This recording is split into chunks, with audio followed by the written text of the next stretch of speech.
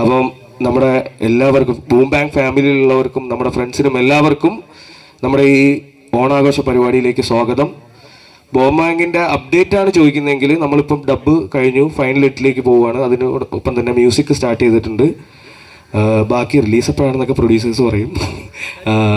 അപ്പോൾ അതാണ് നമ്മുടെ ഇപ്പോഴത്തെ കറണ്ട് അപ്ഡേറ്റ്. ഡബ്ബ് നമ്മൾ ഫിനിഷ് ചെയ്തു, മ്യൂസിക്കിൻ്റെ വർക്കാടി സ്റ്റാർട്ട് ചെയ്തു.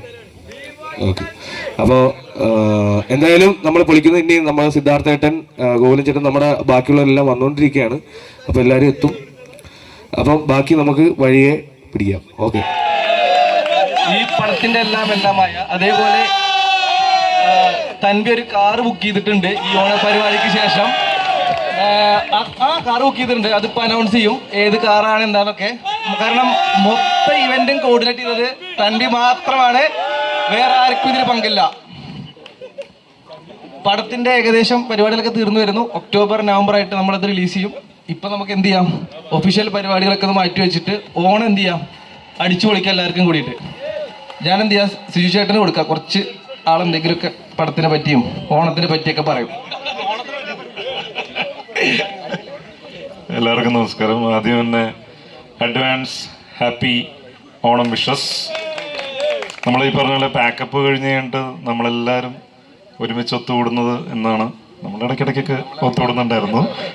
ഞങ്ങൾ കുറച്ച് നേരം ഇങ്ങനെ ഒത്തുകൂടുന്നുണ്ടായിരുന്നു. ബാക്കി എല്ലാവരും തിരക്കുകളായതുകൊണ്ട് വിളിക്കാൻ പറ്റിയില്ല.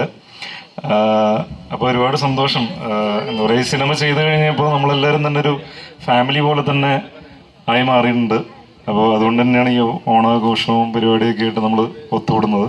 അപ്പോൾ ഈ ഒരു റിലേഷൻഷിപ്പും കാര്യങ്ങളൊക്കെ എന്താ പറയുക, ഇതുപോലെ തന്നെ ഏറ്റവും ഭംഗിയായിട്ട് തന്നെ പോകട്ടെ എന്നുള്ളതാണ് എനിക്ക് പറയാനുള്ളത്. പിന്നെ ഓണത്തിനെ കുറിച്ച് പറയാനുള്ളത്, ഞാൻ എപ്പോഴും ഓണത്തിനെ കുറിച്ച് അല്ലെങ്കിൽ ഓണാഘോഷ പരിപാടികൾക്ക് എന്തെങ്കിലും ഗസ്റ്റായിട്ട് പോകുമ്പോൾ പറയുന്നൊരു കാര്യമാണ്. അതായത് പാട്ട് പാടാനോ